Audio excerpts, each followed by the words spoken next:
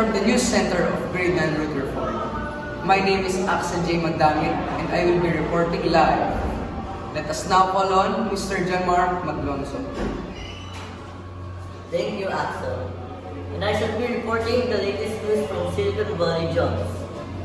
New advancements pop up every day and in the news. Most of them hail from Silicon Valley, the tech hotspot where titans such as Apple and Google started out. But despite tech's rapid growth, this area experienced 3.8% decrease in the share of technology-related jobs from October 2018 to October 2019.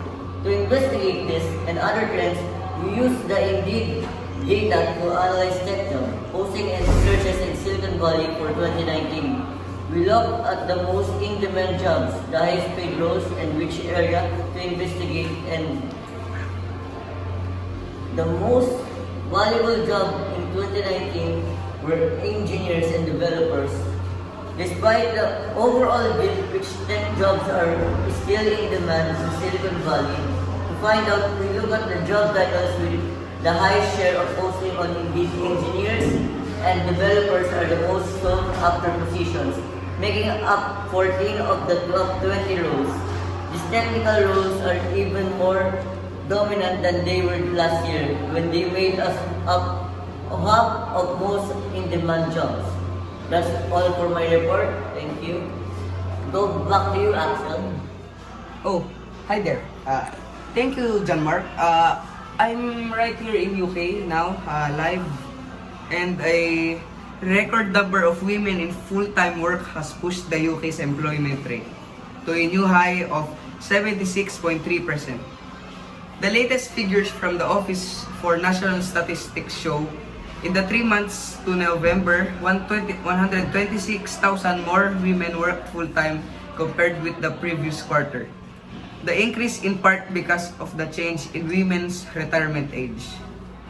The data may affect the Bank of England's decision over whether to cut interest rates next week. A record 32.9 million people are in employment in the UK, a rise of 0.5% for the 3 months to November. Okay, so that's it for all the news for today. And now I shall call on Luis Andergangan, live reporting in US. Thank you, Axel Magdamit. Now, we are talking about business surveys suggest US labor market may have peaked.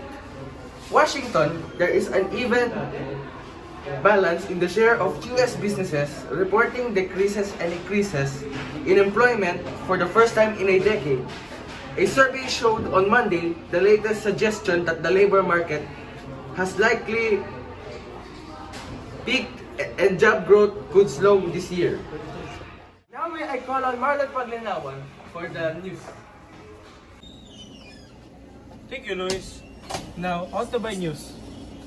Saudi Human Resources Development Fund launches labor market training initiative.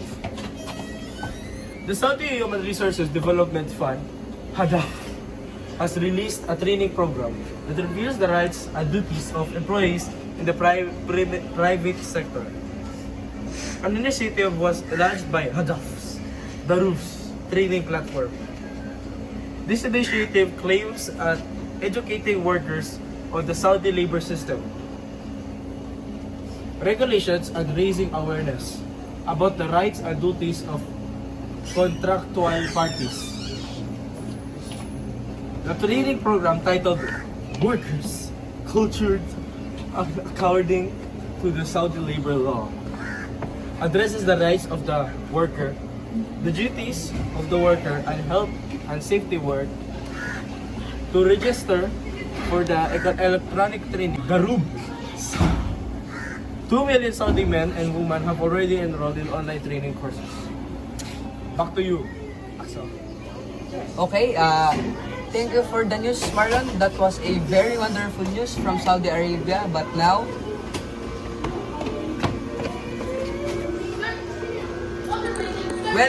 we thank you all for listening to our report.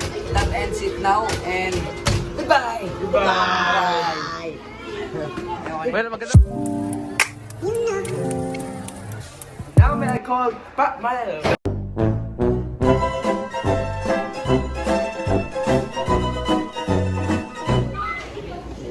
Okay, thank you Marlon Paglinawan. That's a very great news from Saudi Arabia. And now, Ay,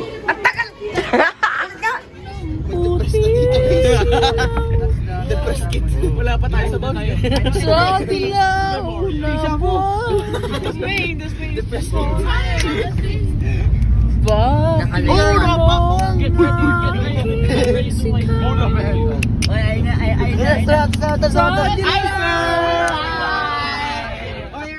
Sa buhay makakaraos, nasayang na lamang, walang paapaalam. Tinulak ng sarili kang mali ang naranasan. Iniwan ang nakaraan na parang panaginip lang. Nilisan ng mga problema at sarili pinakinggan. Hindi naging hadang mga balakid na nasa daan hanggang magpursige hanggang malaman ng katotohanan. Ang pinaka maganda na dalaga sa aking mata, ikaw na ang pinaka maganda na dalaga sa aking mata. Sa buhay kong may problema,